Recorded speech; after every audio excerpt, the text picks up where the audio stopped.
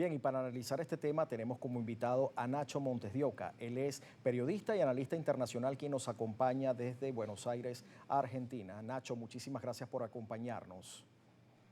Buen día, un gusto como siempre.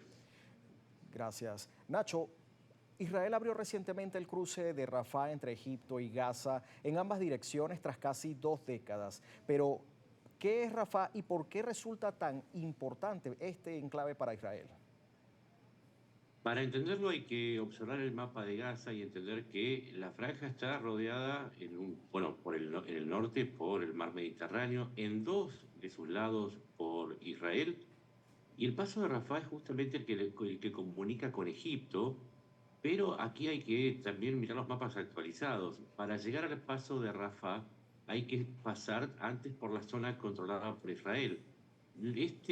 Esta apertura, más que un cambio categórico en la crisis humanitaria en Gaza o en la situación político-militar, es un gesto de buena voluntad que hace Israel ante un proceso de este proceso de paz que está auspiciado por Estados Unidos, que se venía complicando porque había muchos problemas para pasar a la fase 2, precisamente porque se había cumplido una de las condiciones, que es la entrega de los cautivos, los rehenes en manos de Hamas y de los cuerpos, pero no se habían cumplido las otras dos condiciones. Uno era que Hamas se desarmara, dejara las armas, y el segundo es que la franja fuera administrada por un gobierno teocrático con presencia de tropas de países árabes y más Turquía.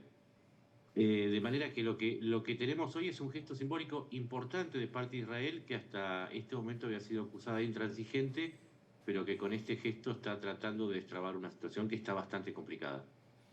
¿Y por qué desde la apertura hace ya casi una semana solo 180 personas han podido cruzar la frontera? ¿Por qué ha sido tan lento este proceso? Precisamente porque justamente en la zona adyacente a la frontera con Egipto es una zona controlada por Israel. Israel ejerce su control y su sistema de seguridad es absolutamente celoso con respecto a las personas que van a salir. Lo que se había pactado es que salieran aquellos No, no, no, ¿qué gazatíes que pasó? estuvieran en condiciones humanitarias o de salud muy al límite.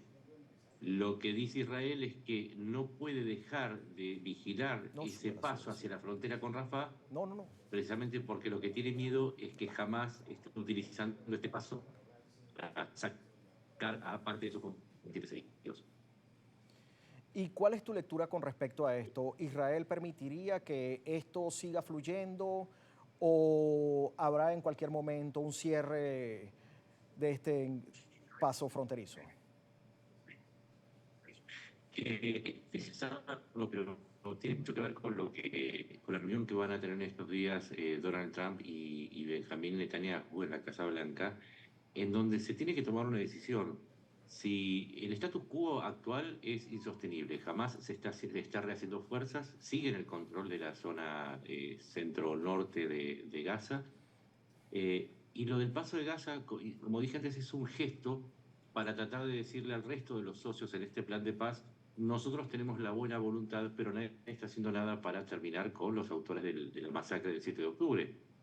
Acá el factor disruptivo es Hamas, ¿sí? Y esta apertura del paso de Gaza es un mensaje diciendo: nosotros estamos dispuestos, tenemos la buena voluntad para seguir adelante con el plan de paz, pero hay que hacer algo con respecto a Hamas. Insisto, antes del 7 de octubre jamás tenía 38.000 combatientes. Hoy se estima que con los nuevos enrolamientos producto de los ataques de Israel, los ataques de Israel han ayudado mucho a que jamás rehaga sus fuerzas, hoy están en torno a los 32.000 combatientes. Entonces, jamás sigue siendo un problema, y si no se lo soluciona con estos gestos no va a alcanzar. Se necesita llegar a una solución, básicamente, no solamente la apertura del plan de Gaza. Y digamos algo más: hay 1 millón de gazatíes en nuestra situación desesperante. Lo que está en juego no es solamente la situación política de Gaza, sino un desastre humanitario en donde el 90% de las viviendas y de la obra pública está destruida. Así que se necesita urgente una solución más allá de esta apertura circunstancial, de este gesto.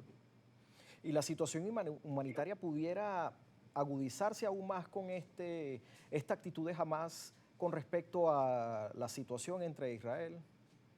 Es una muy buena, es que es la pregunta necesaria, porque hablábamos de Hamas. Donde está Hamas, la ayuda humanitaria es apropiada, ¿sí? Por el grupo terrorista. Ya han aniquilado a grupos como Al-Shabaab y otros que intentaron una rebelión contra el poder de Hamas. En la medida que llega esa ayuda, ellos las distribuyen entre sus partidarios, entre los clanes que le obedecen. Y a partir de ahí, la situación de muchos gazatíes que no acuerdan o sus familias no acuerdan con Hamas se vuelve aún peor. El problema es Ujú. que la ayuda llega poca, ¿sí? No está llegando lo que debería llegar justamente por los Mira, controles tanto de Israel como de Egipto, esto hay que decirlo, ¿no? Pero lo poco que llega después es apropiado por Hamas. Siempre cuando analizamos la ecuación, en todo momento aparece Hamas como un factor disruptivo y un factor problemático. Y de eso es lo que van a hablar precisamente Trump y Netanyahu. ¿Qué hacer con Hamas? Que es algo que está pendiente desde hace ya casi 2 años. bien, muchísimas gracias Nacho por excelente análisis con respecto a la apertura del paso fronterizo entre Gaza y Egipto por Israel. Era Nacho Montes de Oca quien nos acompañaba desde Buenos Aires analizando este tema. Gracias Nacho. Es momento de marcar nuestra segunda pausa y al regreso venimos con más información.